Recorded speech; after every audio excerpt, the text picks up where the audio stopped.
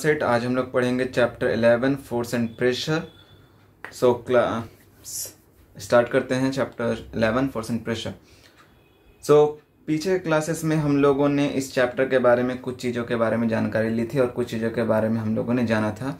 उसी को थोड़ा सा रिकैप कर लेते हैं। In class 7 you have learned how object move. Do you recall how we can decide whether an object is moving faster than the other object. Class 7 में हम लोग ने पढ़ा था कि किस तरह से कोई भी ऑब्जेक्ट जो है वो मूव करता है। और क्या आपको याद है कि कोई भी ऑब्जेक्ट जो होता है वो फास्टर क्यों मूव करता है या किस कारण की वजह से वो फास्ट मूव कर पाता है।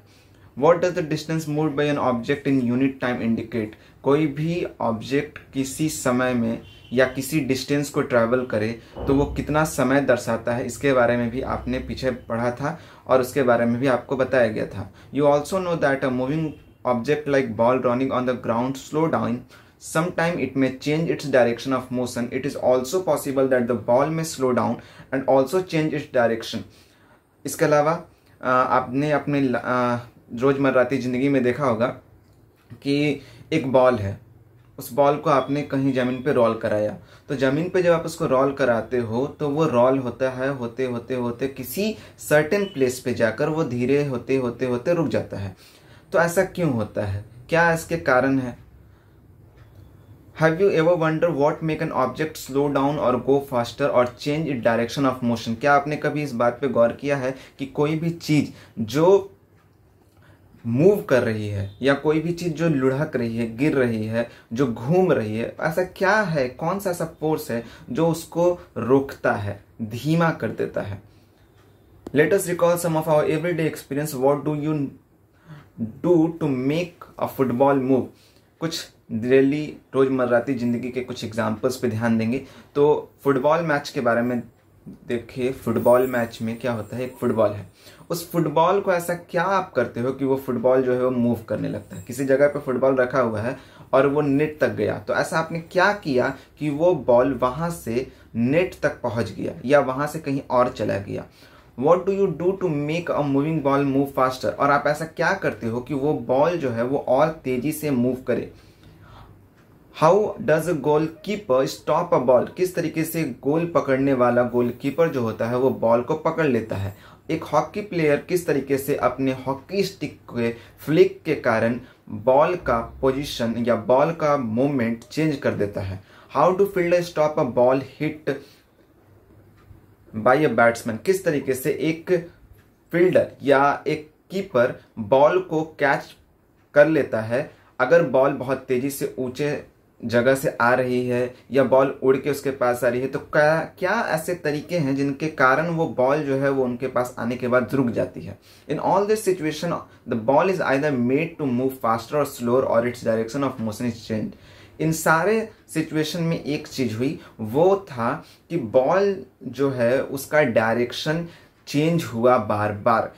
क्यों, कैसे चेंज हुआ? ये डायरेक्शन चेंज हुआ या तो बॉल बहुत फास्ट मूव कर रहा है या फिर बॉल जो है वो काफी स्लो मूव कर रहा है। इन कारणों से बॉल के इम्पैक्ट या बॉल के डायरेक्शंस, बॉल के मूवमेंट में चेंजेस आए। We often see that a force has been applied on a ball when it is kicked. हम लोगों ने देखा है या हम लोग ये भी बोलते हैं कि जिन इतने भी क्वेश्चंस अभी पूछे गए उनका सबसे एक ही एग्जांपल है कि भाई बॉल जो मूवमेंट कर रहा है या बॉल जो एक जगह से किसी दूसरे जगह जा रहा है, उसका एक ही रीजन है कि बॉल को हम लोग किक करते हैं। किक करने के अलग अलग तरीके हो सकते हैं। फॉर एग्जाम्पल फुटबॉलर है तो भाई वो फुट से अपने पैरों से मारेगा, बैट्समैन है तो अपने बैट से बॉल को मारेगा, फिर उसी तरीके से हॉकी प्लेयर है तो हॉकी के फ्लिक से उसको कस के मारेगा, स्टिक से मारेगा। तो इस तरीके से बॉल का मूवमेंट होगा। बॉल अब वो मारता है तो वो बॉल स्लो हो रहा है, बॉल फास्ट मूव कर रहा है। उन चीजों के बारे में जाने कि ऐसा क्यों होता है, क्या ऐसे कारण हैं जिनके वजह से ये मूवमेंट इस तरह के पैदा होते हैं। We shall seek answer to such question in this chapter. इन्हीं तरह के क्वेश्चंस के आंसर हम लोगों को इस चैप्टर में मिलेंगे। तो आइए चैप्टर को शुरू करते हैं। सबसे पहले आता है पहला पॉइंट इस चैप्टर का, सबसे इंपॉर्टेंट पॉइंट स्टार्ट होता है फोर्स। फोर्स क्या है? अब पुश और पुल। किसी भी चीज को अगर आप धक्का देते हो या किसी भी चीज को अपनी तरफ खींचते हो, इसको फोर्स बोलते हैं।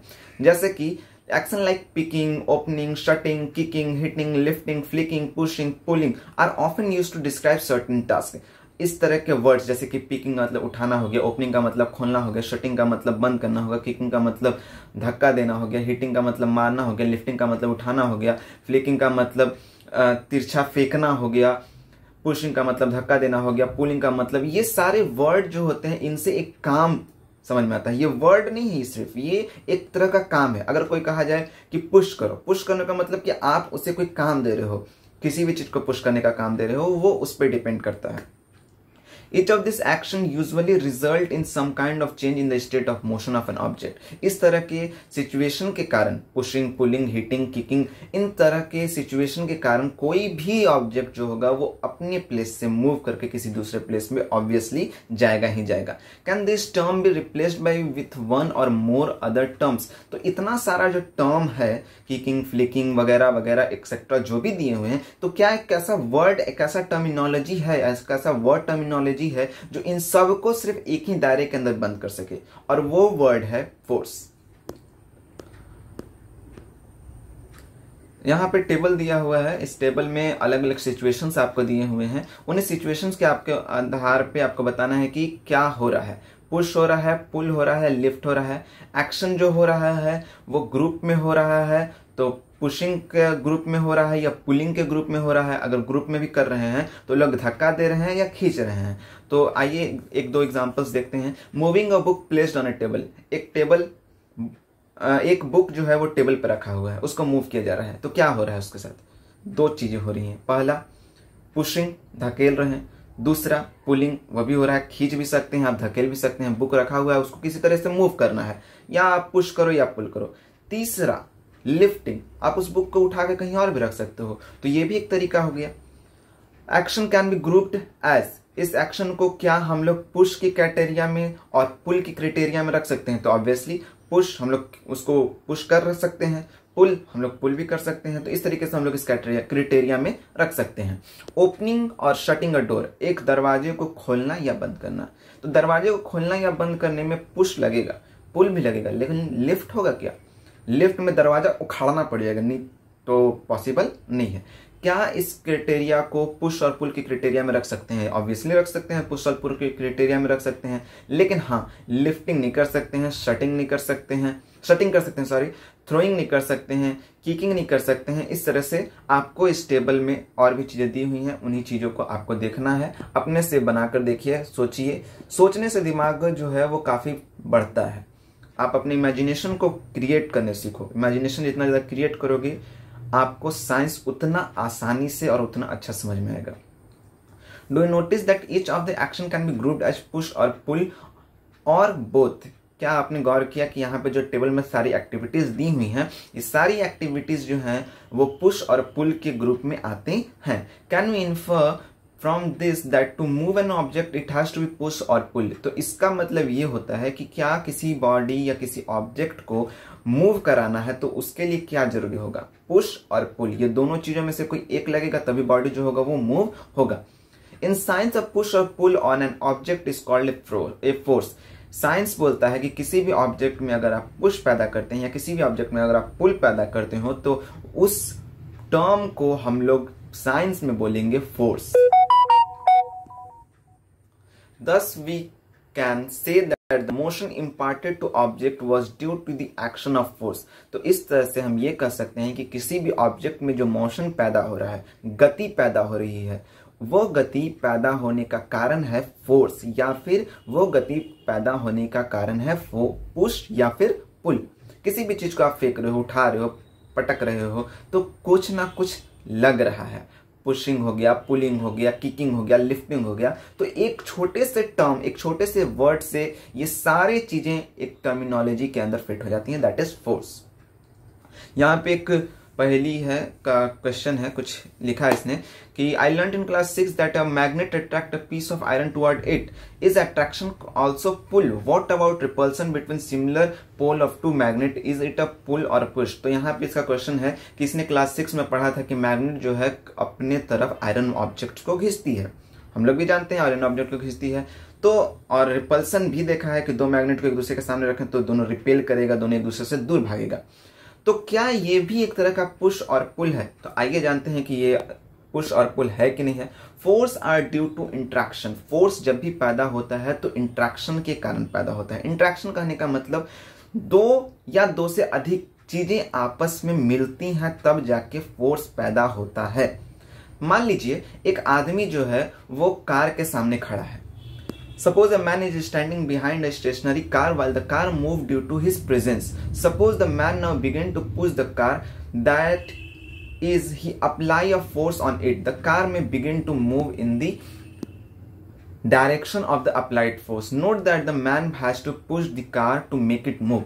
एग्जाम्पल बोल रहा है कि एक गाड़ी है, स्टेशनरी कार है, रखा हुआ है शांति से, कुछ नहीं किया जा रहा है, कोई इंजन नहीं ऑन किया गया है। वहां पे कोई आदमी खड़ा है, उसके ठीक पीछे आदमी खड़ा है। यहाँ कार है, यहाँ आदमी खड़ा हुआ है। तो क्या इसके खड़े होने से ये गाड़ी अपने आप मूव कर सकती है? नहीं करेगी। लेकिन यही व्यक्ति अगर उसको धकेलता है, पुश करता है, तो जिस डायरेक्शन में वो पुश करेगा उस डायरेक्शन में गाड़ी जो है वो आगे बढ़ेगी। दूसरा एग्जाम्पल है कि दो लड़कियां हैं। ये दो लड़कियां जो हैं, एक क्वेश्चन पूछ रहा है कि हु इज पुशिंग हुम, कौन किसे पुश कर रही है। तो एक दूसरे को पुश कर रही है, एक क्या कर रही है, दूसरे को खींचने की कोशिश कर रही है, दूसरे क्या कर रही है, पहले वाले को खींचने की कोशिश कर रही है।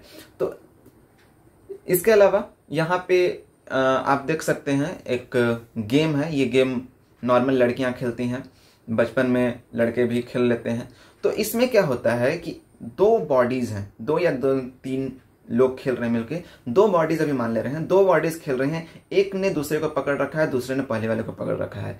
एक क्या करती है, उसे अपने तरफ खींचती है, दूसरे क्या करती है, उसे अपने तरफ खींचती है। और दोनों को खींचने के कारण एक तरह का फोर्स बनता है, सर्कुलर फोर्स बनता है। जो फोर्स बन रहा है वो सर्कुलर डायरेक्शन में बनता है, गोल गोल गोल घूम रही होती हैं। इसमें एक और एग्जाम्पल है, एक गाय और एक आदमी है। गाय आदमी को खींच रहा है, आदमी गाय को खींच रहा है। तो दोनों में पुश और पुल हो रहा है। गाय जो है वो आदमी को खींच रही है तो अपनी तरफ पुल कर रही है। आदमी जो है वो गाय को अपनी तरफ खींच रहा है, रोप की मदद से वो पुल कर रहा है। तो इस तरीके से पुश और पुल हमेशा जब भी होगा तो दो चीजों के इंट्रैक्शन के कारण ही हो सकता है। दो या दो से अधिक चीजों के इंट्रैक्शन मिलने के कारण ही पैदा हो सकता है पुश और पुल। यहाँ पे बोला है कि the girl in two situation shown here are applying force on each other. जो लड़कियां यहाँ पे दो फिगर में दिखाई गई हैं वो एक दूसरे के ऊपर फोर्स अप्लाई कर रही हैं। इसी के साथ आदमी और गाय के साथ भी सिचुएशन सेम होता है। गाय और आदमी दोनों एक दूसरे को खींच रहे हैं। From this example we can infer that at least two object must interact. तो इस एग्जाम्पल से हमें ये पता चलता है कि दो ऑब्जेक्ट का होना अनिवार्य है किसी भी तरह के फोर्स के पुश और पुल होने के लिए। Thus, an interaction of an object with another object result in a force between the two objects. तो कहने का मतलब ये हुआ कि दो ऑब्जेक्ट का साथ में होना या परस्पर मिलना या कांटेक्ट में होना या बिना कांटेक्ट के होना या साथ में इंटरेक्शन होना इंपॉर्टेंट है। दो चीजें जब तक इंटरेक्ट नहीं होंगी तब तक पुश और पुल होना पॉसिबल नहीं है। अब आते हैं फोर्स के बारे में जानते हैं। फोर्स जितना इजी समझते हैं उतना इजी नहीं होता है। फोर्स में बहुत तरह के क्राइटेरियाज अवेलेबल हैं जिसके बारे में 6 क्लास 7 क्लास में भी कुछ चीजों के बारे में बताया गया था। हम लोग इस चैप्टर में उन चीजों के बारे में अच्छे से समझेंगे, जानेंगे, क्योंकि यहाँ आपका बेस स्टार्ट होता है। तो समझने की कोशिश करते हैं। सबसे पहले आता है एक एग्जाम्पल। यहाँ पे एक बॉक्स है। इस बॉक्स को दो लड़के जो है ए फिगर में एक ही साथ एक ही डायरेक्शन में दोनों एक तरफ खड़े हैं और दूसरे डायरेक्शन में बॉक्स को मूव कर रहे हैं। दूसरे फिगर में क्या है कि वही बॉक्स है, लड़के का वेटेज समझ लीजिए कि इक्वल है, कोई अलग नहीं है। ये भी 40 केजी, ये भी 40 केजी, ये भी 50, ये भी 50 है। दोनों एक दूसरे, ये जो है वो आगे धक्का दे रहा है, ये जो है अपने आगे धक्का दे रहा है। क्या ऑब्जेक्ट मूव करेगा? दोनों कंडीशन में पूछ रहा है, ऊपर वाले में भी नीचे वाले में भी। तो ऑब्वियसली ऊपर वाले कंडीशन में ऑब्जेक्ट मूव करेगा ही करेगा, क्योंकि वहां पे पुश अप्लाई हो रहा है। नीचे वाले कंडीशन में भी पुश और पुल दोनों तरह पुश अप्लाई हो रहा है। लेकिन जो पुश का क्राइटेरिया है, जो पुश का ताकत है, वो क्या हो जा रहा है? मैग्नीट्यूड उसका, जो उसका ताकत क्या हो जा रहा है? 0। क्वांटिटी क्या हो जा रही है? वैल्यू 0 हो जा रही है। 0 हो जाने की वजह से किसी भी तरह का कोई भी डायरेक्शन में चेंजेस नहीं होगा। Have you ever seen a game of tug of war? Tug of war आप खेले होंगे। टग ऑफ वॉर किसको कहते हैं? तो इस फिगर को देख के आपको समझ में आ जाएगा कि टग ऑफ वॉर किसको कहते हैं।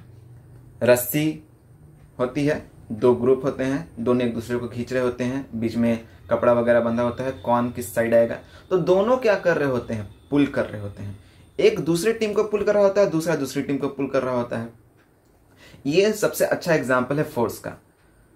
Sometimes the rope simply does not move. It is not similar to the situation shown in figure 1.3. The team that pull harder, that is applied a large force, finally win the game. इसमें क्या होता है कि जो team ज्यादा force apply करती है वो लास्ट में गेम जीत जाती है। तो इसमें स्टैमिना पे भी ध्यान दिया जाता है, इसमें वेटेज पे भी ध्यान दिया जाता है, और थोड़ा साइंस भी इसमें जरूरी होता है कि कौन व्यक्ति जो है वो फोर्स ज्यादा अप्लाई करता है। जो ज्यादा फोर्स अप्लाई कर लिया, जो ज्यादा टीम अप्लाई फोर्स ज्यादा कर ली, वो टीम ऑटोमेटिकली इस गेम को जीत जाएगी। Force applied on an object in the same direction add to one another. Now recall what happened when you and your friend push the heavy box in the same direction. अब क्या बोल रहा है कि force जो होता है वो हमेशा उस डायरेक्शन में लगाना चाहिए जिस डायरेक्शन में आप हो, उसके जस्ट अपोजिट डायरेक्शन में। ये हो गया फोर्स लगाना। तो फिगर जो सेकंड वाला था, इसमें आप और आपका दोस्त जो बल रहा है अकॉर्डिंग टू बुक कि आप दोनों एक बॉक्स को धकेल रहे हैं, एक इधर से एक इधर से, तो किसी भी तरह का कोई भी चेंजेस पैदा नहीं होगा, कोई भी डायरेक्शन में चेंजेस नहीं होंगे। If the two force acts in the opposite direction on an object, the net force acting on it is the difference between the two force. अगर दो फोर्स अपोजिट डायरेक्शन में लगा रहे हैं, बच्चे इधर खड़े हैं, बॉक्स यहां रखा हुआ है, दोनों धक्का लगा रहे हैं, तो दोनों के पुश करने की वजह से ऑब्जेक्ट का डायरेक्शन जो है वो आगे बढ़ जाएगा। तो इस तरीके से कहने का मतलब ये निकल के आता है कि कभी भी कोई भी फोर्स अप्लाई करना हो तो हमेशा अपोजिट डायरेक्शन लेने की कोशिश करते हैं। पुश का क्राइटेरिया जब आता है बात तो इसको लेते हैं। What did you observe in activity 11.2 when both of you were pushing the heavy box? यहाँ पे एक्टिविटी की बात कर रहा है, एक्टिविटी के बारे में बोल रहा है कि जब आप दोनों दोस्त धकेल रहे थे ऑब्जेक्ट को तो क्या हुआ, जब आप और आपका मित्र एक ही साइड से बॉक्स को दूसरे साइड धकेल रहा तब क्या हुआ, तो सिचुएशन क्या हुआ। तो टोटल कॉन्सेप्ट समरी ये आता है कि भाई जब आप ऑब्जेक्ट को दोनों तरफ से पुश कर रहे हो, बीच में ऑब्जेक्ट है, तो मैग्नीट्यूड का स्ट्रेंथ हो जाता है 0। मैग्नीट्यूड कुछ भी नहीं रहता है। मैग्नीट्यूड कुछ नहीं होने की वजह से डायरेक्शन में कोई चेंजेस नहीं आएंगे उस ऑब्जेक्ट का। आप दिन भर बैठ के मेहनत कर लो, कुछ नहीं होने वाला है। या दूसरे शब्दों में यूं कहें, दीवार है, दीवार, उस दीवार पे आप खड़े हो जाओ और पूरा धक्का मारो, पूरा अपनी ताकत पूरी लगा दो, क्या वो दीवार हिलेगा?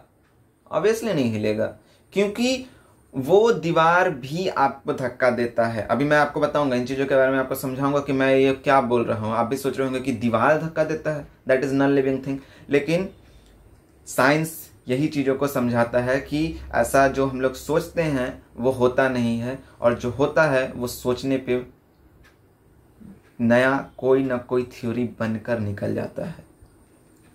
We have also to specify the direction in which a force act। इस बात का भी ध्यान रखना होगा कि किस डायरेक्शन में आपको किसी ऑब्जेक्ट को मूव कराना है। अगर आपको इस डायरेक्शन में मूव कराना है तो आपको डायरेक्शन इधर से लगाना होगा। अगर आपको इस डायरेक्शन में मूव करना है तो आपको अपोजिट डायरेक्शन में, अपोजिट डायरेक्शन में करोगे तो आपका फोर्स में पुश और पुल होगा। Does it mean that the net force on an object is 0 if the two force acting on it opposite direction are equal? तो कहने का मतलब ये है, पहली पूछ रही है कि क्या किसी ऑब्जेक्ट पे अपोजिट डायरेक्शन से, मतलब दोनों तरफ से फोर्स बराबर लगाया जाए तो क्या होगा? एक्टिंग फोर्स का पावर जो होगा वो 0 हो जाएगा। तो इसका जवाब होता है कि भाई अगर ऐसा सिचुएशन आएगा तो हाँ होता है। अब थोड़ा सा इसके बारे में एक मजेदार बात करेंगे, देखते हैं अभी करना है कि आगे भी करना है। चलिए इसके बारे में अभी बात कर लेते हैं, उसके बाद आगे जब आएगा तो फिर थोड़ा सा हम लोग कॉन्सेप्ट देखेंगे। जैसे फॉर एग्जांपल मान लीजिए आप स्टेशन जा रहे हैं, या आप कहीं काम से जा रहे हैं, या सबसे कॉमन एग्जांपल गाँव में लड़कियां या औरतें जो होती हैं वो अपने सर पर घड़ा रखती हैं, पानी लेके आती हैं।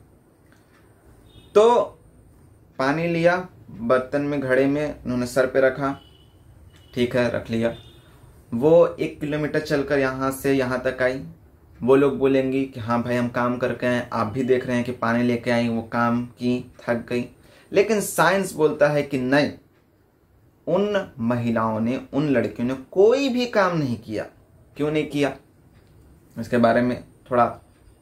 एक और एग्जांपल, एक कूली जो है, स्टेशन पे जो कूली होता है सामान वगैरह उठा रहता है, या आपको भी मम्मी पापा घर में कभी कभी कूली बना देते हैं, सर पे बोझ दे देते हैं कि लो इसको उठा के लेकर जाओ। तो जब आप बोझ उठाते हो, अपने सर पे रखते हो, उठा के कहीं 5 मिनट दूर या 10 मिनट दूर या कहीं कोई डिस्टेंस तक ले गए, तो आप जब उस ऑब्जेक्ट को पहुंचा दोगे किसी जगह पे, तो आप पूरा जमाई ले रहे हो, हाँ हमने कुछ किया है, कोई मेहनत का काम किया है। बट साइंस बोलता है कि नहीं, आपने कुछ नहीं किया, नथिंग यू हैव डन। आपने जो काम किया उसकी वैल्यू क्या है, 0। क्यों है 0? तो इसके बारे में हम लोग थोड़े देर बाद बात करेंगे। अभी बस इस एग्जाम्पल को मैं आपको बता रहा था क्योंकि ये चीजें कॉन्सेप्ट आएंगी, तो वहां पे आपके एक्साइटमेंट जो है वो काफी ज्यादा बढ़ेंगे कि इसका आंसर क्या होगा। अब देखते हैं फोर्स अलग अलग सिचुएशन पे अलग अलग तरह के होते हैं। मोशन के आधार पे फोर्स जो होता है, और force can change the state of motion. Force के कारण गति बदल जाती है, मोशन, स्टेट ऑफ मोशन बदल जाता है। कैसे बदल जाता है, क्या हम कहना चाह रहे हैं, इसका मतलब समझिए। जैसे एग्जाम्पल से डायरेक्ट शुरू किया जाए, चलिए एग्जाम्पल से शुरू करते हैं। फॉर एग्जाम्पल, एक बॉल लिया, उस बॉल को, आपने एक रबर बॉल लिया, उस बॉल को आपने जमीन पे पटका या दीवार पे पटका, कहीं भी पटका। पटकने के बाद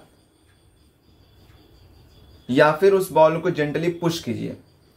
पुश करने के बाद या पटकने के बाद क्या वो बॉल मूव किया? Push the ball again while it is still moving. अब जब मूव कर रहा है तो फिर जब एक्टिविटी से समझिए। Take a rubber ball and place it on a level surface such as table top or a concrete floor. एक रबर बॉल लीजिए, उसे किसी सरफेस पर रख दीजिए, टेबल टॉप पे रख दीजिए, जमीन पे रख दीजिए, और उसके बाद धीरे से उसको पुश कीजिए हल्का सा।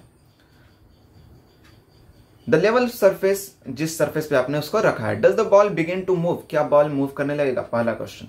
Push the ball again while it is still moving. अब जब बॉल मूव कर रहा था, जब आपने धक्का दे दिया, बॉल मूव कर रहा है, उस टाइम उसको फिर से फोर्स दीजिए, उस टाइम फिर से पुश कीजिए। अब क्या होगा? Is there any change in its speed? उसके स्पीड में कोई चेंजेस आएंगे? Does it increase or decrease? आप घूमते हुए बॉल को फिर से धक्का दोगे तो क्या उसका फोर्स, क्या उसका स्पीड बढ़ेगा या घटेगा? Next, place your palm in front of the moving ball, remove your palm as soon as the moving ball touch it. Does your palm apply a force on ball? अब जब ball आगे बढ़ रहा है तो अपना हाथ वहां पे लगा दीजिए। जैसे ही टकराया उसके बाद आप हाथ हटा दीजिए। तो क्या आपके हाथ की वजह से इस बॉल पे किसी तरह का कोई फोर्स पड़ा, किसी तरह का कोई फोर्स पैदा हुआ?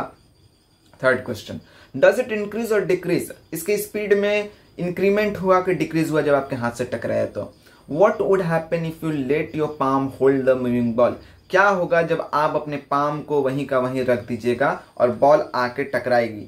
क्या होगा? तो इन सब क्वेश्चंस का आंसर हम लोग देखते हैं, समझिए। You might recall similar situation, for example, while taking a penalty kick in football, the player applies a force on the ball. Before being hit, the ball was at rest and so its speed was 0. इन तरह के situation हम लोग everyday life में देखते हैं, मिलता है, करते भी हैं, मगर इन चीज़ों पे गौर नहीं करते हैं। इसीलिए साइंस ये सब चीज़ों के बारे में आपको मजबूर कराती है और बताती है कि कितना इंटरेस्टिंग है। आम मराठी ज़िंदगी में बहुत सारे कॉन्सेप्ट्स हैं जिन पे हम ध्यान नहीं देते और वो हर दिन हो भी जाती हैं। फॉर एग्जाम्पल, आप क्रिकेट खेलते हो, बॉल को मारे। आप फुटबॉल खेलते हो, पैर से बॉल को किक किया। आप बैडमिंटन खेलते हो, आपने शटल को मारा। अलग अलग तरह के कैरम खेल रहे हैं, आपने अपने हाथों से किया।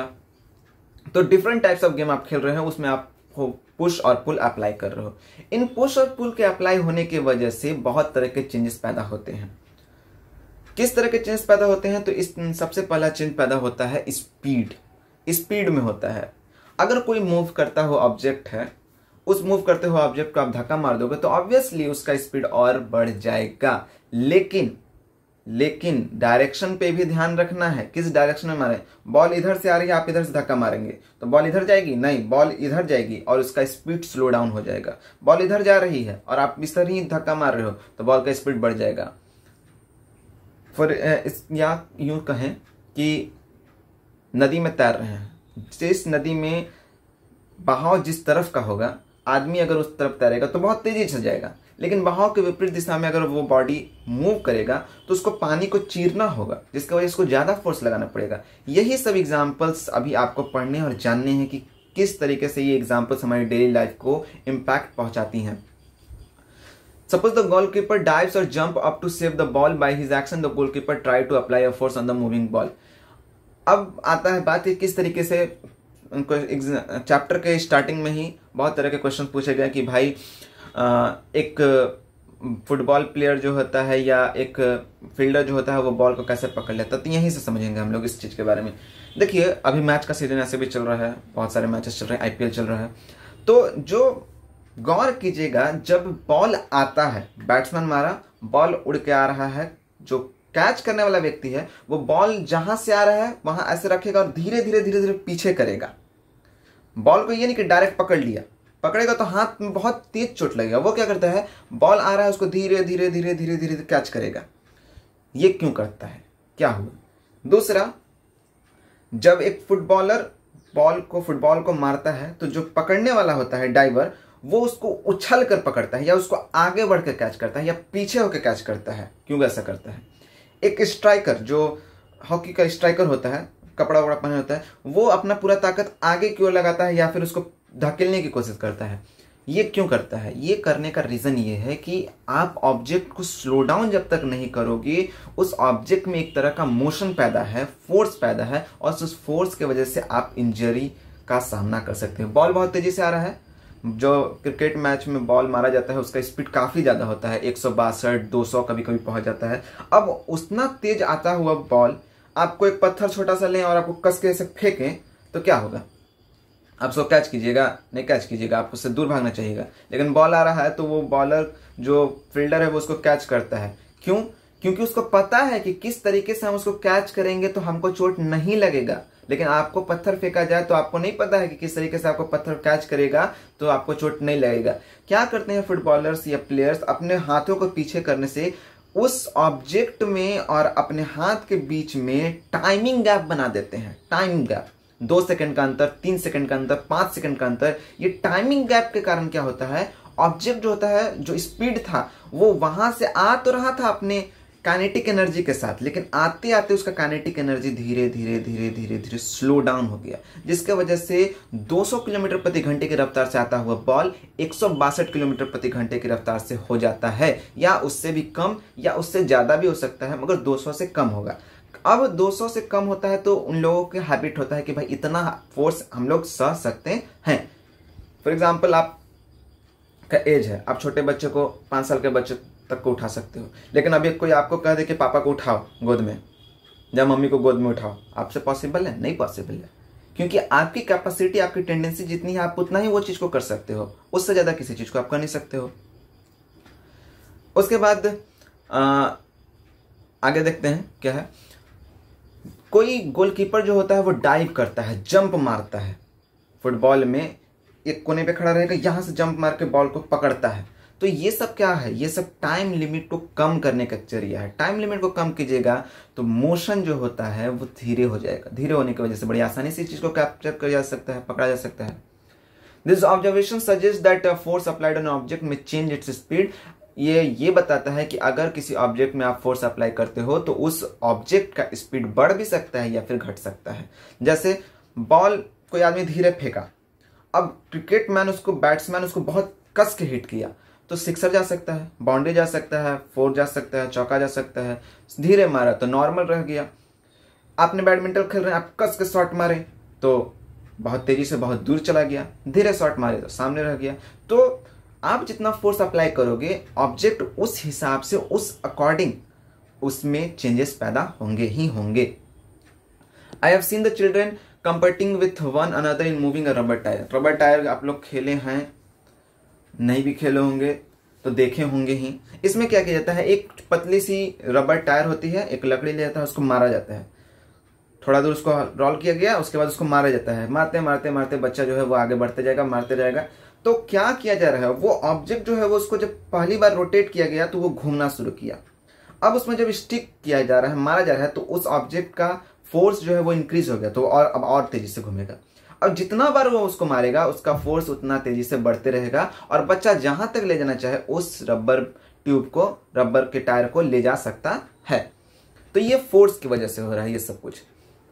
पहले is curious to know whether application of force can only change the speed of object. पहली बहुत ही क्यूरियस है कि क्या फोर्स की वजह से सिर्फ स्पीड ऑफ ऑब्जेक्ट बदलता है, क्या ऑब्जेक्ट का स्पीड बदलता है या घटता है? तो ऐसा नहीं होता है, इसके अलावा बहुत तरह की चीजें होती हैं। आइए हम लोग चीजों के बारे में देखते हैं। यहाँ पे एक एक्टिविटी दिया हुआ है, उस एक्टिविटी को समझेंगे एग्जाम्पल से। वॉलीबॉल गेम अगर आप लोग खेले होंगे तो अच्छी बात है, वॉलीबॉल नई गेम खेले हैं तो यूट्यूब पे उसको देख सकते हो। वॉलीबॉल जो है वो ऐसे पकड़ा जाता है, दोनों हाथों को ऐसे रखा जाता है सीधा इस तरीके से, कैसे बोले, हाँ ऐसे रखा जाएगा और बॉल को ऐसे डॉच किया जाता है। इसमें क्या किया जाता है, जो बॉल आता है उसको डॉच करते हैं, मारते हैं। तो आप क्या कर रहे हैं, अपने हाथ से उसको क्या दे रहे हैं, फोर्स दे रहे हैं, प्रेशर अप्लाई कर रहे हैं। अब प्रेशर अप्लाई करने की वजह से अगर आपने ज्यादा पुश कर दिया, ज्यादा ताकत लगा दिया तो आप जीत जाओगे। Let us consider some more example in a game of volleyball. Play often push the moving ball to their teammate to make a winning moves. Winning moves करने के लिए प्लेयर्स जो होते हैं वो बॉल को काफी तेजी से मूव करते हैं। Sometimes the ball is returned to the other side. इसके बाद क्या होता है कि अगर आपने इस तरफ से मारा तो उस तरफ से फोर्स के साथ आएगा, फिर रिटर्न होगा। इस तरीके से ये चलता है। क्रिकेट में बैट्समैन जो होता है वो शॉट मारता है, बॉल को मारता है बैट से। इसके अलावा और भी बहुत तरह के एग्जाम्पल्स हैं। इन सारे एग्जाम्पल में एक चीज है कि जो ऑब्जेक्ट है उसका पहला स्पीड चेंज होगा, दूसरा उसका डायरेक्शन भी चेंज होगा। बॉल को बैट्समैन किस डायरेक्शन में मार रहा है और कितनी स्पीड से मार रहा है वो भी डिपेंड करता है। अगर वो लेफ्ट साइड मारेगा तो लेफ्ट साइड जाएगा बॉल, अगर वो राइट साइड मारेगा तो राइट साइड जाएगा बॉल।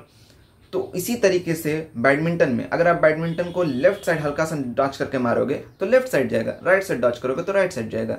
तो पहला स्पीड चेंज करता है फोर्स, दूसरा डायरेक्शन को भी चेंज करता है। ठीक है। A change in either speed of an object or its direction of motion or both is described as the change in its state of motion.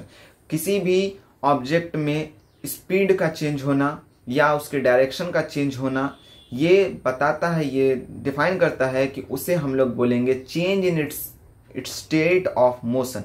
Change in it's state of motion कहेंगे हम लोग इसको। Thus a force may bring a change in its state of motion of an object. कभी भी कोई भी object जो होगा उसका स्टेट ऑफ मोशन तब बदलेगा जब उसके डायरेक्शन और जब उसकी स्पीड चेंजेस होंगे। The state of motion of an object is described by its speed. State of motion को डिस्क्राइब अगर किया जाए तो अगर उसमें स्पीड चेंज होता है, इसमें डायरेक्शन चेंज होता है, मोशन में बदलाव आते हैं तो हम लोग कहें कि हाँ भाई हो रहा है, चेंज ऑफ इट्स स्टेट हो रहा है।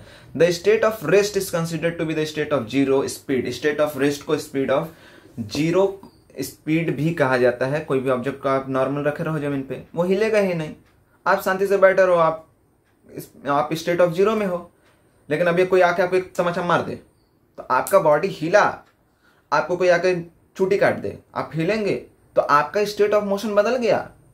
स्टेट ऑफ मोशन चेंज कब हुआ, जब कोई दूसरा आपको आके किया। एक मक्खी भी आपको आपके कान के पास आके डांस कर रहा है, आवाज कर रहा है तो आप हिलोगे, तो इंट्रैक्शन हो रहा है। इंट्रैक्शन के कारण फोर्स मूवमेंट आ रहा है, पुश और पुल हो रहा है। अब ये push pull hitting kicking shifting जो भी चीजें हो रही हैं इनमें इंट्रैक्शन बहुत इंपॉर्टेंट मायने रखता है। Does it mean that the application of a force would always result in a change in the state of motion of an object? इसका मतलब ये होता है, कह रहा है कि क्या फोर्स के कारण किसी भी ऑब्जेक्ट का मूवमेंट या एप्लीकेशन जो होगा वो हमेशा चेंज होते रहता है। तो आइए देखते हैं क्या ऐसा होता है। It is common experience that many a time application of force does not result in change in the state of motion. ऐसा देखा गया है कि जरूरी नहीं कि अगर आप change of state of motion देते हो तो ऑब्जेक्ट में किसी तरह का चेंज होगा, जरूरी नहीं है।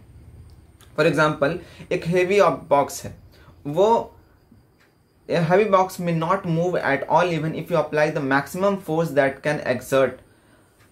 If you apply the maximum force that you can exert, again no effect of force is observed when you try to push a ball. अगर एक बहुत भारी ऑब्जेक्ट है, बहुत भारी ट्रेन है, मान लीजिए ट्रेन है, ट्रेन को धक्का दे रहे हैं, हिलेगा नहीं। आप force of state of motion लगा रहे हो, change of state of motion लगा रहे हो, फोर्स अप्लाई कर रहे हो, हिलेगा नहीं हिलेगा। एक दीवार है, उस दीवार को आप धक्का दे रहे हो, हिलेगा? नहीं हिलेगा। हाथी को धक्का दे रहे हो, हिलेगा? नहीं हिलेगा, पॉसिबल नहीं है। तो फोर्स तब काम होता है जब इंटरेक्शन होता है। फोर्स तब काम आता है जब ऑब्जेक्ट आपके टेंडेंसी, आपकी कैपेसिटी के पास जाता है, तब होता है। Force can change and the shape of object. Direction change कर लिया, स्पीड चेंज कर लिया, ऑब्जेक्ट का शेप भी बदल देता है फोर्स। कहां से बदलेगा? अब लोग सर कैसे चेंज कर दे रहा है? एकदम सिंपल सा एग्जांपल बोलते हैं। आपके पास आपका साइकिल है, उधर से एक बस आ रहा है, आप साइकिल से तो मस्ती से, ऐसा मौसम किया हुआ है, अभी का मौसम देख ही रहे हैं, मस्ती से जा रहे हो, उधर से गाड़ी आया, आप कान में हेडफोन वगैरह लगा के गाना गुनगुनाते हुए आंख बंद करके चला रहे हो साइकिल, उधर से गाड़ी आया, मार दिया। आप साइकिल से थे, गाड़ी से वो था।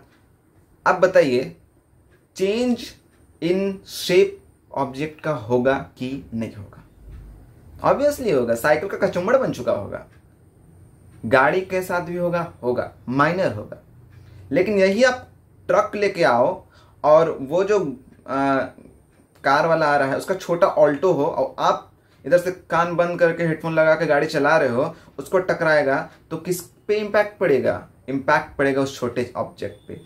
तो शेप चेंज हो रहा है। इसके अलावा ये तो बहुत बड़ा हो गया। ये इससे नॉर्मल घर में मम्मी लोग आटा गूंथती है, नीडिंग ऑफ डॉ इसको इंग्लिश में बोलते हैं। तो आटा गूंदना, तो मम्मी लोग क्या करती है, मुक्का वाले से दबाती है, या लड़की लोग जो आप लोग आटा गूंथते हैं पूरा ताकत लगाते हो।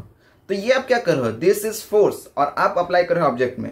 तो जो वो डॉ है वो गोल होता है, दबा के उसको पिचका दिए, फिर उसको उठा के सीधा कर रहे हैं, फिर गोल कर रहे हैं। इस तरीके से हम लोग देख सकते हैं एग्जाम्पल कि ऑब्जेक्ट का शेप चेंज होता है फोर्स के कारण।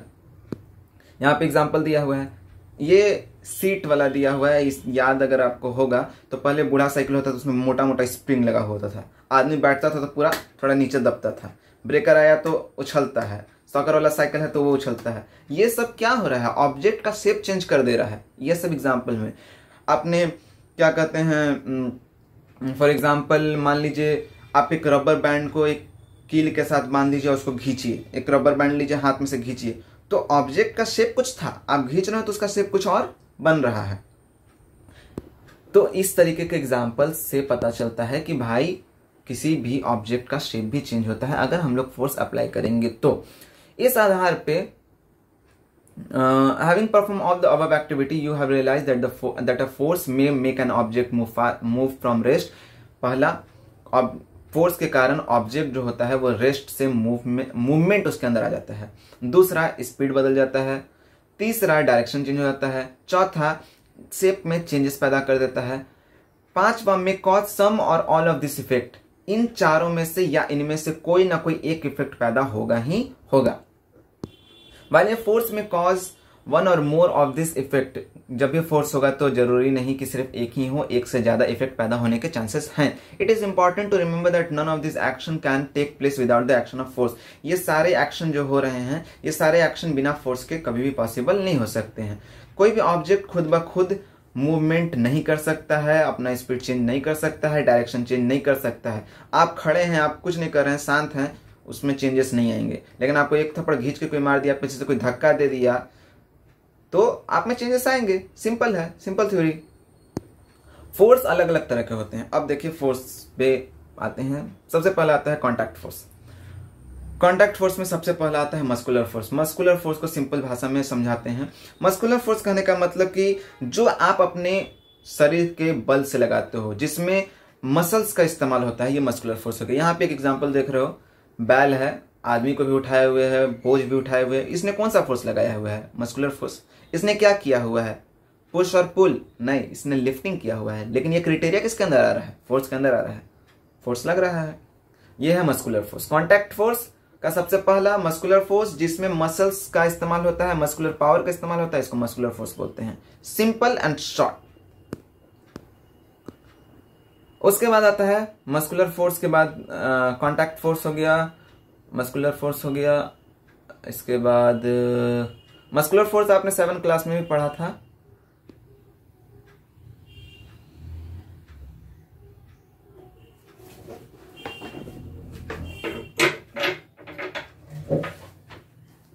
उसके बाद बात करते हैं हम लोग फ्रिक्शन का। फ्रिक्शन क्या है? फ्रिक्शन अगर बात करें तो फ्रिक्शन का मतलब हो गया कि सपोज कीजिए पहाड़ से आप साइकिल लेके चल रहे हैं, साइकिल में बैठे हैं, पहाड़ से आप ढल रहे हैं। अब पहाड़ से आप ढले हैं, ब्रेक लिए, बीच में ब्रेक लेने लगे हैं, ब्रेक पूरा एकदम टाइट ले लिए हैं, लेकिन फिर भी आपका साइकिल उस चढ़ान से नीचे उतरते टाइम रुकता नहीं है। चक्का घसीट रहा है लेकिन आप रुक नहीं रहे हो, आप पूरा ब्रेक अप्लाई कर दी हो, तो ये एक फ्रिक्शन हुआ। फ्रिक्शन क्या करता है? पूरी तरह से कोशिश करता है किसी भी ऑब्जेक्ट को रोकने का।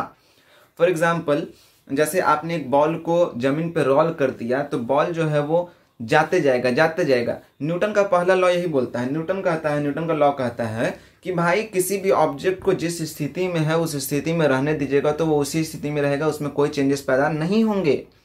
लेकिन बॉल है, उसको धकेल दिए, वो अगर रोल कर रहा है, मूव कर रहा है, तो वो मूव करते रहना चाहिए था, लेकिन बाद में बीच में जाकर रुक गया। तो ऐसा क्या हुआ और ऐसा क्यों हुआ? तो ये हुआ फ्रिक्शन के कारण।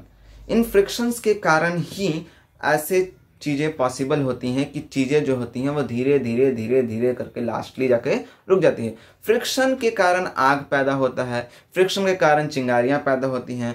फ्रिक्शन के बारे में हम लोग और भी जानेंगे, और भी जानकारी डिटेल लेंगे अगले वीडियो में। फ्रिक्शन के बारे में जानेंगे।